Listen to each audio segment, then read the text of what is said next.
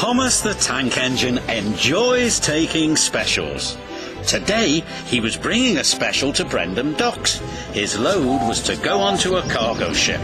The ship was scheduled to depart at sundown. Thomas had to get to the docks before then, but the load was very heavy. So Thomas puffed as hard as he could. He pulled so hard he broke his coupling rods. He wasn't going anywhere. "Oh dear," Thomas said, "I'll be late." His driver saw an old shed near the track. "If there's a telephone in there, I could call for help," he said. "Hurry," said Thomas, "and be careful, it looks a bit spooky." Then a voice boomed from inside the shed. "Do you mind? I'm trying to sleep." Thomas hoped it wasn't a ghost. Then his driver appeared. "Is it a ghost?" asked Thomas nervously. "It's a surprise," his driver teased. Then the fireman took some of Thomas's coal and headed off to the shed. "She could get us to the fitter's yard," his driver said. "If her boiler holds," added the fireman anxiously. What kind of surprise is that? Thomas wondered. "Thomas, meet Elizabeth," said his driver. At last the doors opened and out chuffed a dirty, grimy steam lorry. "So, you're the little puffer that's broken down," she sniffed. Thomas was cross. "And you're just an old Sentinel lorry," he retorted. "That would be vintage Sentinel lorry," snapped Elizabeth. "And I haven't much time to get your coupling rods."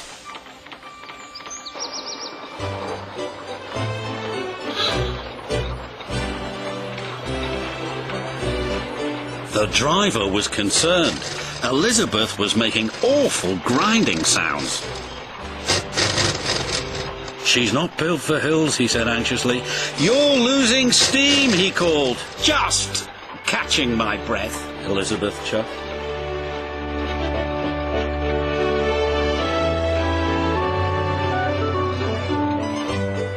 And finally she made it.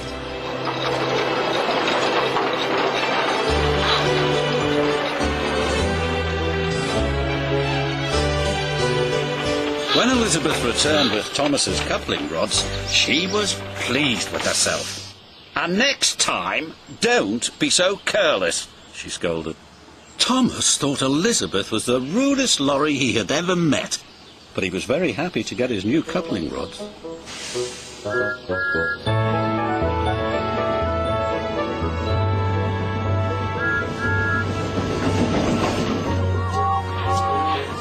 Thomas made it to the docks just in time. "What took you so long?" said the Fat Controller.